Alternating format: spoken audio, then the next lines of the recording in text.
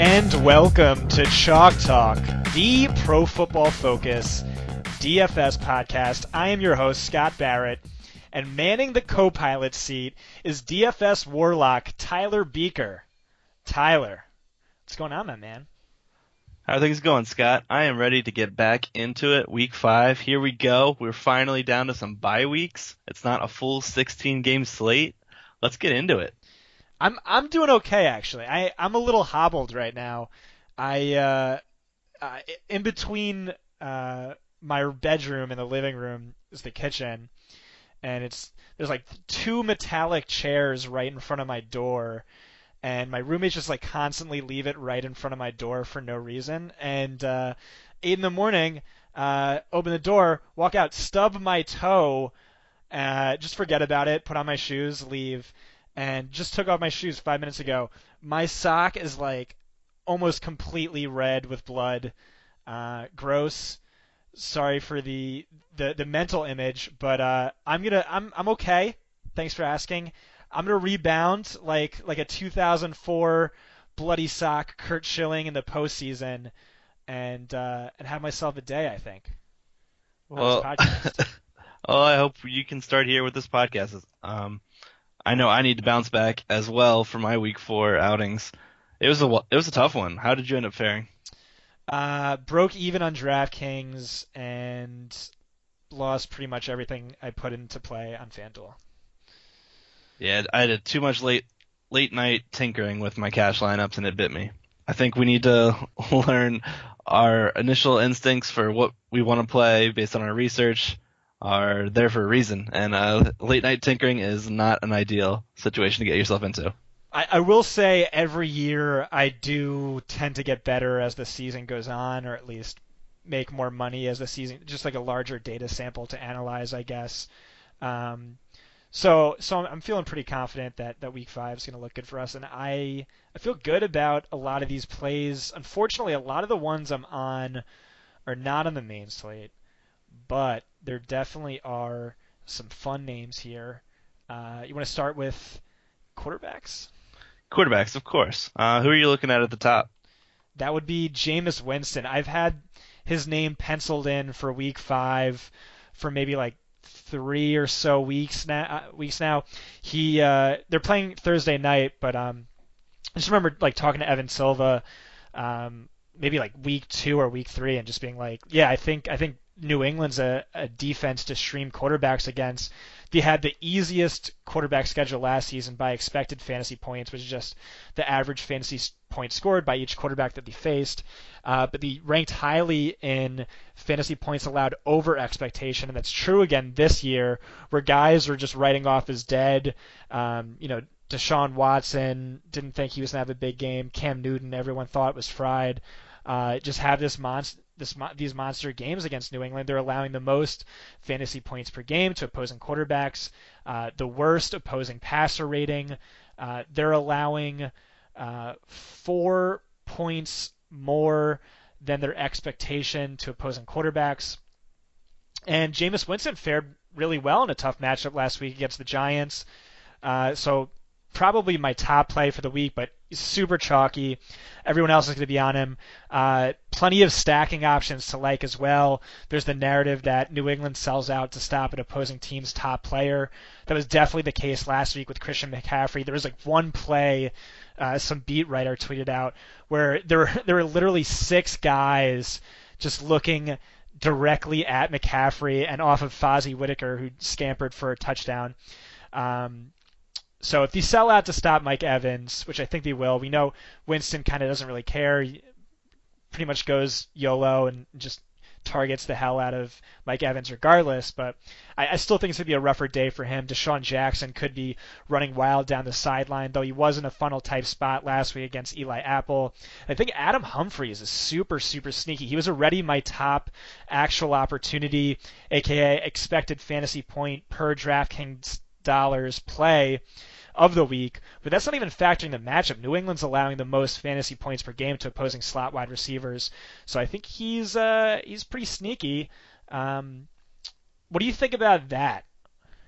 I do think that's pretty interesting. I hadn't thought of Humphries that much, but I am in love with the Winston play. This Thursday night slate is just one where you just want a game stack, and it's one of the rare ones where you want exposure to that Thursday through Monday full week action, just because there's so much fantasy goodness in this Patriots-Buccaneers game. I think if I'm looking elsewhere and not playing on that type of slate, a quarterback I'm interested on the main one would be Jacoby Brissett for the Colts. Since taking over as their starting quarterback, Jacoby Brissett has faced the Cardinals in Arizona, where he had 9.8 DraftKings points. He played the Browns at home in Indy, where he scored 27.8. And then he is now coming off an 11.6 point outing in Seattle. It's been up and down, yes. But the ceiling that he displayed against a poor opponent at home, Cleveland, is what has me confident in playing him again here against another poor team, San Francisco, who's visiting them now in Indy. The 49ers have given up back-to-back 20-plus outings to opposing QBs over the past 2 weeks. Only 5 defenses have allowed more passing touchdowns than the 49ers so far this season. San Francisco is also playing with the second fastest pace in the league, but they have the third lowest third down conversion percentage in the league at just 30%. That means a lot of quick drives and a lot of punts, leaving plenty of time for Brissett and company to rack up fantasy points. Brissett is in cash consideration for me this week, and it wouldn't shock me at all if he and T.Y. Hilton hook up for a big score as a profitable stacking option. Right, so this is kind of a trend we see often, where we like 2 quarterbacks in the same game, and opposing quarterbacks actually have a really high fantasy correlation. Typically, if it's a high-scoring shootout, both are passing often and are efficient and productive. And that's definitely the case with Brissett and Hoyer. I'm not sure I like Brissett more than Hoyer, to be quite honest, especially at price. But Colts are allowing the 4th most fantasy points per game to opposing quarterbacks. 49ers 11th most, and I should have elaborated, but this is definitely the case with Tom Brady, who's easily my highest quarterback by projections. We like Tampa Bay in this contest because New England's defense has been so literally atrocious, and the Bucs rank 3rd in fantasy points per game allowed to quarterbacks. They're our 3rd worst team in pass coverage grade, but 10th best in run defense grade, implying should be a shootout between 2 bad secondaries. Like all of these guys, 2 names I'm on that I think you are going to give me some grief about.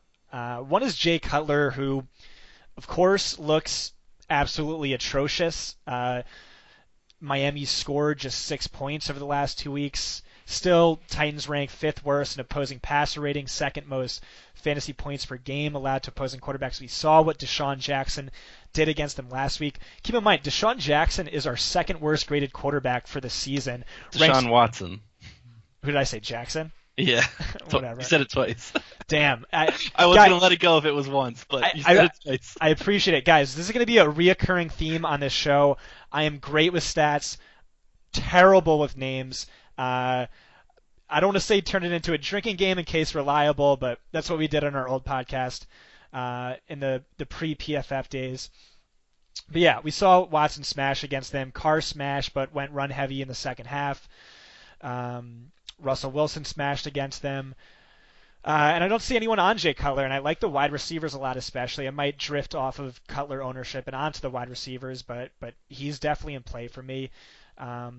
Landry and Parker both ranked top 20 in fantasy points per game at the position, top 10 in expected fantasy points per game. Tennessee's defense allows the most fantasy points per game to opposing wide receiver. That's most to wide receivers in the slot and 4th most to wide receivers outside. So Landry and Parker both look like they're in good spots. And then the guy I know you're giving me grief on is Josh McCown. So Flacco put up 14.6 fantasy points to the Browns, yet he's averaging 4.4 fantasy points per game in his 3 other games. Big Ben put up 15.7 on the road against them. Andy Dalton and Brissett put up 28.3 and 27.8. He's 4,500 on DK. He put up 15.7 against Oakland, 14.7 against Miami, sucked against Jacksonville, but that's to be expected, 9.5 against Buffalo, whose defense is looking really legit. Props to Sean McDermott and what he's done. Looks like he's kind of did what he did in Carolina, which is overachieved with with at least poor talent in the secondary. He might be my main cash game play on DraftKings. It's hard to argue with that price, but I don't know if we're going to see any kind of ceiling. You mentioned his high-scoring games where they were both around the 15-point mark, which I think is the absolute best outcome you can expect from McCown. I'd rather spend $200 more and get a guy like Brian Hoyer, who we've seen hit his ceiling at least in 2017. I don't know if we're going to see that with McCown. I can't disagree with you on Jay Cutler, though. The Titans were just smashed by Deshaun Watson. You have to like him as a punt play at 5,200 as well. I think there's a lot of really great cheap quarterback options this week, and it'll probably pay off to go a bit contrarian by paying up for quarterbacks, but not paying up for Aaron Rodgers and Dak Prescott, who are in the second highest projected game of the week outside the Thursday night one. It's the highest. But if you were to go and pay up for a contrarian quarterback like Ben Roethlisberger at 6,400, I really like that idea of him playing at home against this Jacksonville squad that suddenly has everybody fearing them. I think we could get very low ownership in a spot where Big Ben thrives as a contrarian quarterback stacking option. I want to put Big Ben together with Antonio Brown and Martavis, which I think will be a largely under-owned stack by the masses. But there's good reason for it. Big Ben has averaged 26.4 DraftKings points at home dating back to 2014. He has scored less than 15 points in just 3 of 22 games played during that span. He's averaged 2.9 passing touchdowns at home versus 1.1 away during that time span. I'm going to let others get spooked by the Jalen Ramsey and AJ Bouye tandem and play a couple Big Ben Steelers stacks. Yeah, I'm actually very spooked by the Jacksonville Jaguars defense. We could talk a little bit more about it when we get to Le'Veon Bell, who I like a lot. But Jaguars are ranking second best in opposing passer rating, second best in pressures per dropback.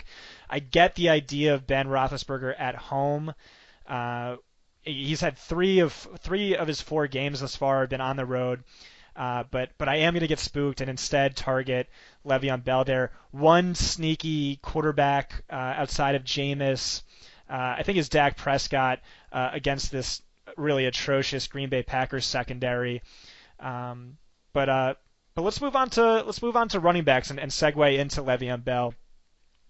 So last season, Bell averaged 26.5 fantasy points per game. That's the most of any non-quarterback this past decade. But his usage this season hasn't been much different. 21.8 carries per game, same as last season. 5.5 targets per game, 1.9 fewer targets than last year. He ranks second among all players in expected fantasy points per game. He leads all players in red zone opportunity market share, 57%. And the matchup just looks so ideal to me. I think this Jaguars defense, who I am buying into, looks like a reverse funnel defense, something Pat Thurman talks about in his funnel articles each week. Running backs are averaging 5.8 yards per carry against them. That ranks worst in the league. Like I said, second best opposing passer rating, second best in pressures per dropback. I could see Bell getting plenty of dump-offs when Ben is facing pressure. And this is the way you beat the defense. You just hammer it in on the ground, and why not give it to the guy who had 29 touches last week? I couldn't agree anymore. The Jaguars were just embarrassed by Bilal Powell and Elijah McGuire last week. They combined for 256 rushing yards and 2 touchdowns. I wouldn't be shocked if Bell were to get maybe 85% of that by himself. He's just in a smash spot here, but the problem is you have to pay for it. $9,500 is a large percentage of your budget on DraftKings for it. As such, you're going to need some value plays. Value running back that I'm super into is Carlos Hyde at $6,900.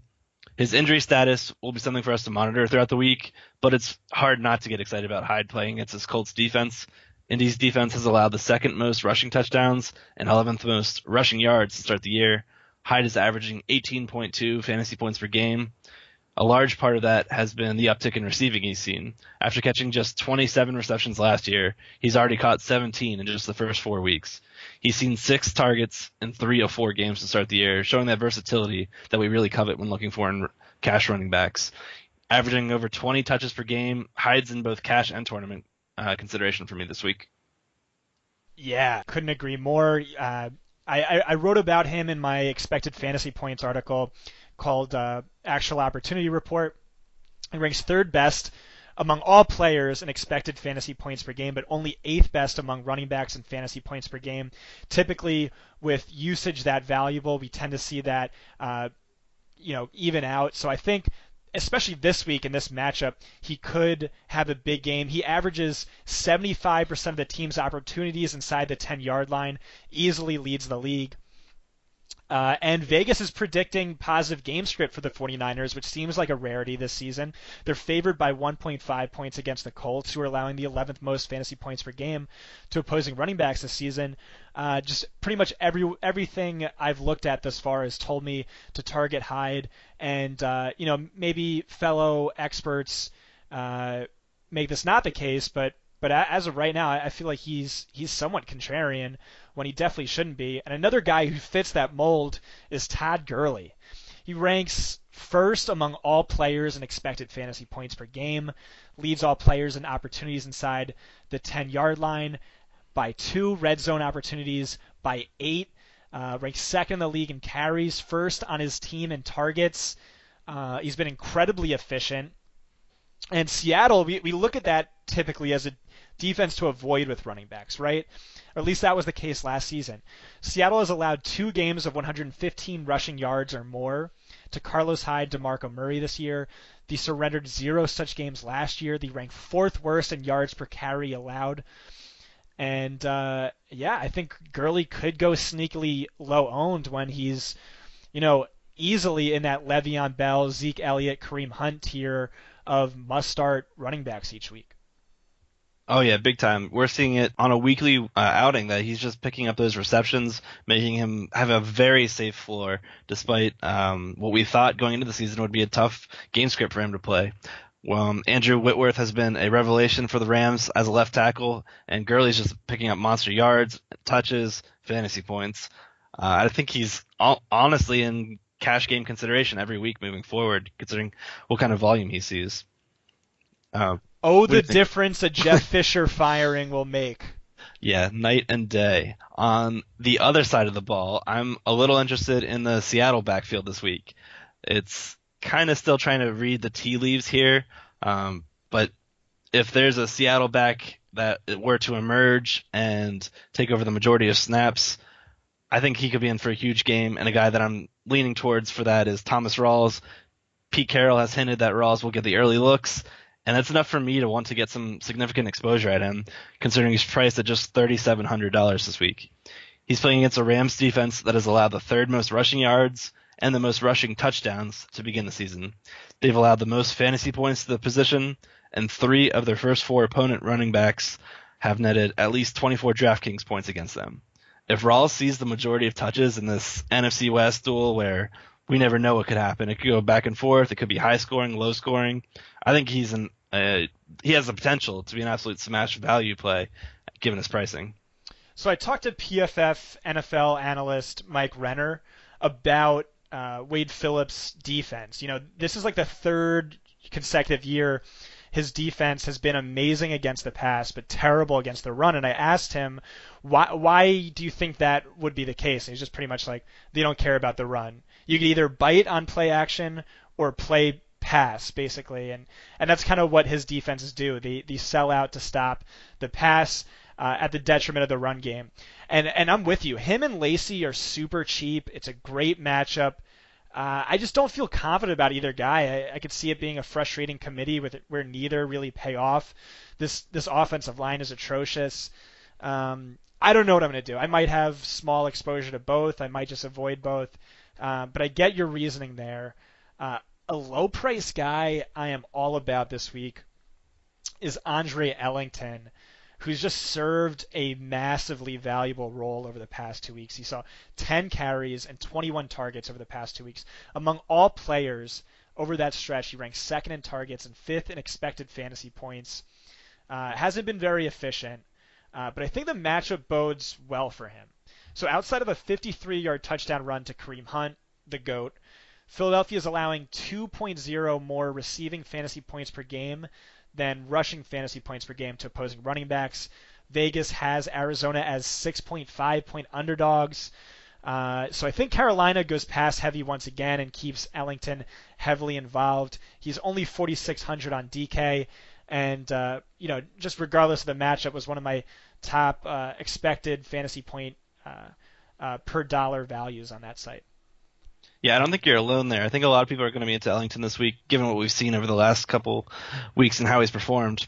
Another receiving type back that I'm super into this week is Duke Johnson at 4,900. He sneakily leads the Browns in targets with 28 to start the year, and now faces a defense that's allowed the 7th most DraftKings points to opposing running backs. That's perfect on a PPR site like that. Duke has seen touch totals of 10, 9, and 14 over the past 3 games. That's not a lot. It's not crazy volume, but it's his receiving work that makes him a viable punt and salary saver if needed. The Jets allowed receiving games of 5 catches, 49 yards to Shady in week 1, and last week they just allowed a 4-catch, 59-yard, 1 touchdown receiving to Leonard Fournette. They've given up the 11th most receptions to opposing running backs to start the year total. He's out-snapping Crowell on the season and is doubling his touches inside the 10-yard line. I don't know how high Duke's ceiling is, but he's put together back-to-back 20-point outings, and I'm fine with chasing that as his potential outcome at a sub-5K cost. I like it. You got any more running backs for me? No, let's move on to wide receivers. Keep things moving. You're the boss. Hit me with it. Okay. Given the way that the main slate is set up this week, I wouldn't be surprised at all if Jordy Nelson was the highest-owned wide receiver playing this week against Dallas.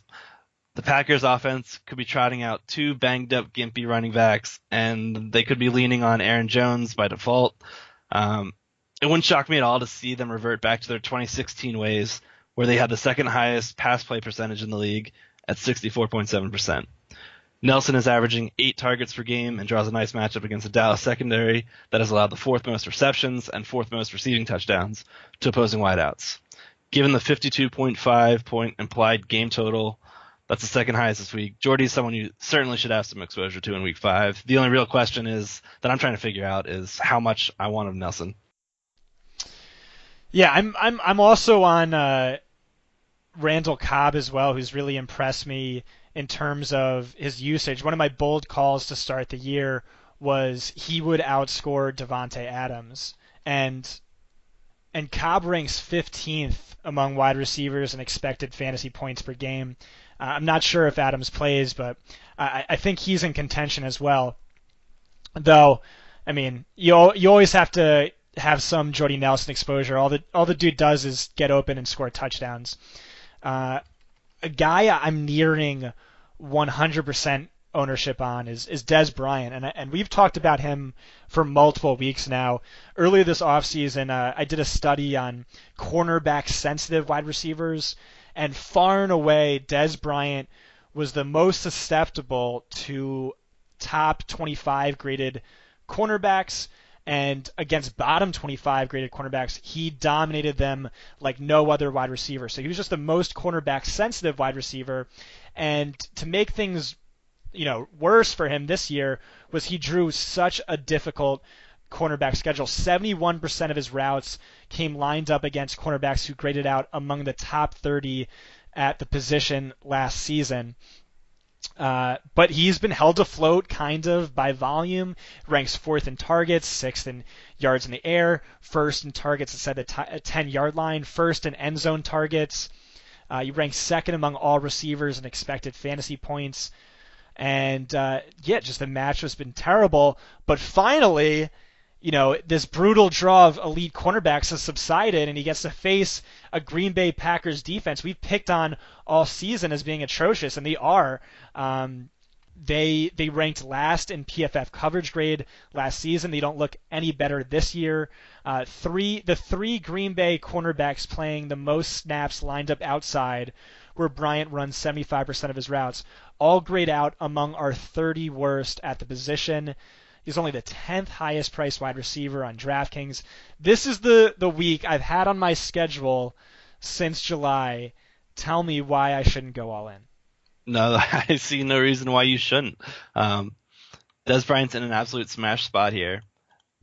What you really want to do in this scenario is figure out different ways to game stack this. Do you go naked Rodgers and bring it back with Dez? Do you go Rodgers, Jordy, Dez? Do you go Rodgers, Cobb, Dez, Zeke? This game is just going to be laden with fantasy points, and you should want as much exposure to it as you can. I don't see anything wrong with Dez. First player I locked when making cash lineups was Dez. He's an automatic lock for me, thinking we've seen him get this type of volume despite the tough matchups. Now he's in a perfect one to take advantage of. There's no reason he shouldn't be higher than like 70% owned in cash lineups this week. It's hard to find a better value than him, but a guy that I'm also very into this week that you had alluded to earlier was DeVante Parker at 6,600. The Titans defense has been absolutely dreadful to start the year. They're allowing the most touchdowns, the second most receptions, and the third most fantasy points to opposing wideouts. Parker has been a complete revelation in his third season, averaging 9 targets per game. He's seen at least 8 in each one, and he's showing a pretty strong rapport now with Jay Cutler. Parker's 2.11 yards per route run ranks 10th so far in the league. He's run 76% of his routes on the outside, where he'll see a good amount of both Bryce McCain and Adoree Jackson, 2 stationary cornerbacks that stick to their sides. We targeted DeAndre Hopkins in this exact spot last week, and he went off for 10 catches, 107 yards, and a touchdown. 29.7 DraftKings points. Rinse and repeat here with Parker. He's in a smash spot. Yeah, definitely can't agree anymore. I mentioned both Landry and Parker, and if you look at usage and matchup, they're about the same. But Cutler has been far more effective targeting DeVante Parker. He's averaging a 105.5 passer rating when targeting him, but only 73.5 when targeting Landry. Another expensive wide receiver I like is Stefon Diggs, and what's not to like, especially if Sam Bradford comes back this week. He leads all wide receivers in fantasy points per game. He's drawing comparisons to Antonio Brown by people who are really smart when it comes to watching tape. He had a tough matchup last week, shadowed by Darius Slay, still had 98 yards for the day. The Bears were good at shutting down opposing wide receiver ones last year, but that has never been the case with linebacker Jarrell Freeman out for whatever reason. All of Evans, Antonio Brown, Jordy Nelson hit at least 22 PPR fantasy points against them. A cheaper option I'm on is John Brown. He ranks 17th among wide receivers in expected fantasy points per game, despite playing in a limited role due to injuries. And barring any health-related setbacks, he looks ready to smash against Philadelphia. Philadelphia is allowing the most fantasy points per game to wide receivers running routes outside, but the 10th fewest to wide receivers running routes out of the slot. So this looks like a much tougher matchup for Larry Fitzgerald. Brown should run the plurality of his routes against Jalen Mills, who we've talked about a bunch on here. He was our worst graded cornerback last season, and teams seem to be aware of it. They've targeted him 46 times thus far, 9 more than the next closest cornerback. He's only 5,100 on DK and 6,200 on FanDuel. I think it's a great play there. Eagles are just terrible on the outside, and it starts with Jalen Mills. I'm going to go back to a guy that I referenced just a few moments ago with DeAndre Hopkins. He's priced up there at 7,600. But I'm going to continue picking on Terrence Mitchell with my DFS plays until he finds a way he can actually stop an opposing wide receiver. He's currently our 76th ranked cornerback and has been credited with the most receiving yards allowed by a corner so far this season. He's allowed 1.38 yards per reception and has a lackluster 4.63 speed. Nuke has been eating targets for breakfast, lunch, and dinner this year, picking up 49 over the first 4 games. He owns a dominant 38.6% target share of the Houston offense as Deshaun Watson routinely looks his way. After last week's offensive explosion, I think it'd be foolish to fade Hopkins in what looks like another plus matchup here. Right. I'm also on T.Y. Hilton a little bit. 49ers allowing the 5th most fantasy points per game to opposing wide receivers. I know you like Brissett, so I'm sure you like Hilton as a top stacking option. I mentioned Humphries before as a low-price wide receiver. Sterling Shepard kind of fits a similar mold. Chargers are allowing the 10th most fantasy points per game to opposing wide receivers running routes out of the slot. OBJ gets a brutal matchup against Casey Hayward. Brandon Marshall just woefully ineffective, bottom 10 in wide receiver rating. Another cheap wide receiver. So 2 of my favorite DFS touts to just like follow and like kind of stalk their cash game lineups are Drew Dinkmeyer and J.M. Tolzien. They're just really good at what they do, and just something interesting about their lineups is that they constantly seem to find these low-priced wide receivers who are due for a bigger workload in that week. Like, if you can get a wide receiver price below 4,000 and projected to see like 7 or 8 targets, you have to jam them in to your cash game lineups, or at least that's what these guys do. And I kind of try and do the same. So here's the question. Assuming Marquise Goodwin's out, he has a concussion, his fourth one in 14 months, what do you do with the 49ers receivers? Aldrick Robinson saw 12 targets last week. He's 3,100. Trent Taylor saw 10 targets last week. He's 3,400 on DraftKings. Or do you play Garcon? I don't think Vontae Davis necessarily shadows him this week. What are you doing with those guys? I really like the Lord Aldrich play at 3,100. I think he's in a great spot this week. I think they're all kind of viable. Like you mentioned with Vontae Davis, I don't think he's back to his shutdown corner status like he was prior to injury. We saw Seattle had a pretty good game against him, something that was just outside of Vontae Davis's norm from his previous shutdown days. Honestly, I can't get into Trent Taylor, but I do like the Aldrich play at 3,100. 12 targets is something bankable that we could see them repeat if Goodwin's out again. Expecting this game to go back and forth. I don't know how productive they'll be, but there will be a lot of volume to go around. Any other wide receivers you're on, or do you want to get going on tight ends? We can move over to tight ends unless you have any others. Nah, I think that's it for me for right now. Austin Seferian-Jenkins. Yes, 3,500. On DraftKings, Browns gave up the second most fantasy points per game to opposing tight ends last season. Second most this season. They've given up a combined 64 points to Tyler Kroft, Jesse James, and Ben Watson. ASJ's seen 10 targets over the past 2 weeks. Just slide them into your lineups. I couldn't agree more, unless you're trying to save some money. And by that, I'm going with Antonio Gates, 3,300. Gates has both outsnapped and ran more pass routes than Hunter Henry, yet he's priced $500 cheaper than Henry. I don't get it on DraftKings. I'll take the savings. And they clearly prefer to prioritize Gates in the passing game. The Giants are a team we can safely target week in and week out until they show us otherwise. They've just been dreadful against the opposing tight ends. They're allowing the most fantasy points and touchdowns while allowing the second most receptions and receiving yards. Gates is tied with Keenan Allen for the most targets inside the 10-yard line among all Chargers, and I've got no qualms with trying to chase the cheap touchdown here with Gates. I like it. What about Jared Cook, who it seems has had a attractive matchup for like 3 or 4 consecutive weeks now?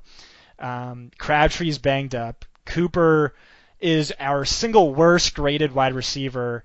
He ranks worst in drop rate. He's bottom 5 in wide receiver rating. The Ravens are giving up the 5th most fantasy points per game to opposing tight ends, despite facing Jacksonville, Cleveland, Pittsburgh, Cincinnati. He's averaging 6.25 targets per game. Yes, there's a backup quarterback under center, and yes, that backup quarterback is bad, but we know Cooper's not going to get work near the end zone. He's only the 13th highest priced tight end on FanDuel, and I'm kind of into it. I'm still having trouble trying to figure out if this is more signal or noise with the Ravens and their performance against tight ends. Last year, they were a team where we just faded them because they shut down opposing tight ends. And now this year, they're one to pick on. I'm not entirely sure. 4 weeks in, what's the real noise and which is the real signal? I don't know, man. MJD knew. He said it on NFL Network. He was like, he said Mercedes Lewis is going to be the key to this game, and the dude scored 3 touchdowns. Maybe these NFL teams just think that's how you beat Baltimore. I don't know. But data is encouraging. Who else do you like, Tyler? Honestly, it's a very tough week for tight ends. 3 of the bottom 5 teams that gave up the most fantasy points to opposing tight ends are unusable on the main slate. The Patriots play Thursday, and both the Broncos and Redskins are on byes. Those three teams were three of the worst five.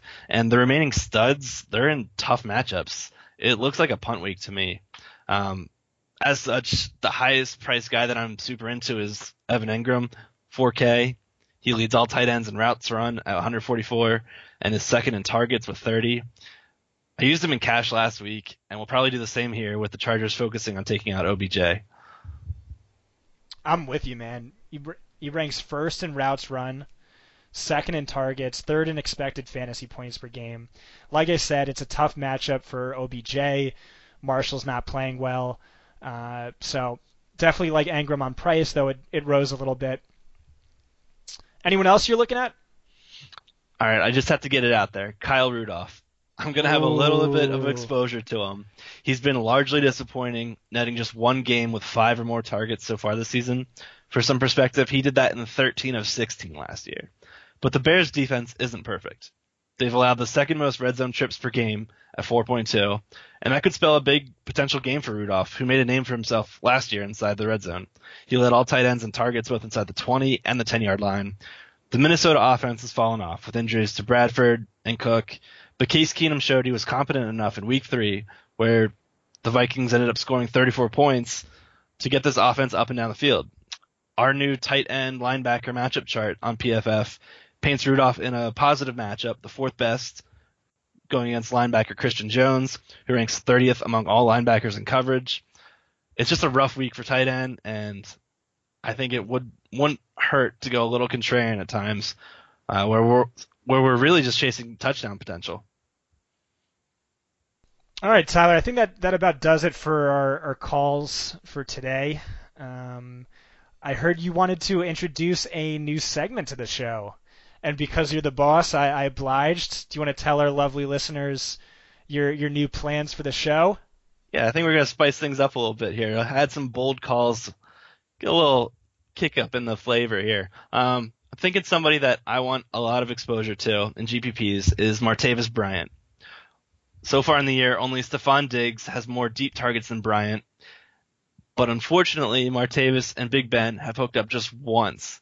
That was granted for a 51-yard gain, but they've been so close to big plays week after week.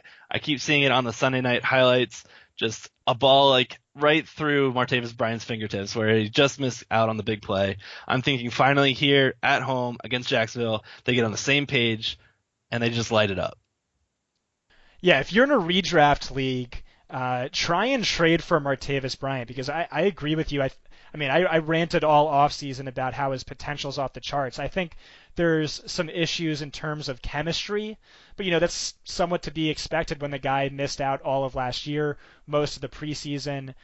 So I think that comes along, especially in the second half, where he could be a fantasy league winner.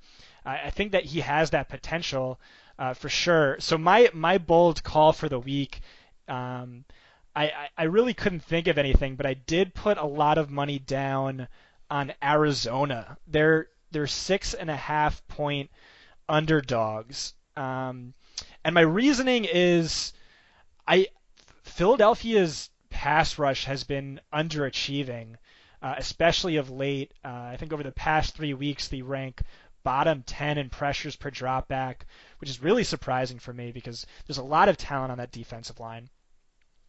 But mostly it just comes down to how the Arizona defense matches up with Philadelphia. And really Philadelphia's offense, unless you're now buying into LeGarrette Blount and Wendell Smallwood, who did look good last week, but I'm not, really their offense runs through Alshon Jeffrey and Zach Ertz. They combined for 49% of the team's target market share, 51% of the team's air yardage market share. And Patrick Peterson is the best cornerback in the league, the best shadow cornerback in the league. He ranks best in fantasy points allowed per route and coverage this year and over the past 3 seasons. I think he blankets Alshon Jeffrey, who runs 85% of his routes from the outside. And then Zach Ertz, he is a tough matchup as well. Arizona's been fantastic against opposing tight ends this year. They ranked best last season. So I could see Arizona, coming away with a surprise upset victory, and just factor in you're getting spotted 6.5 points. Why not? I completely understand. It's difficult going against the grain there with as a 6.5 home favorite, but I could see this game going very poorly for Philadelphia. I like it. I think it's a pretty good bet there. Do you have anything else to add for this week? I think that's it, and just that I'm Scott Barrett. You can follow me on Twitter at ScottBarrettDFB, and you are Tyler Buecher, and they can follow you at TylerBuecher.com. Bingo, nailed it. What's your Twitter handle? Tyler Buecher, Buecher. Yeah, I'm bad with names, so I didn't want to spell that. Everyone, thank you so much for tuning in. I hope you have an awesome week 5. Be sure to tweet at us or at PFF_fantasy all of the millions of dollars you win this week. And we'll see you all next week. Thank you.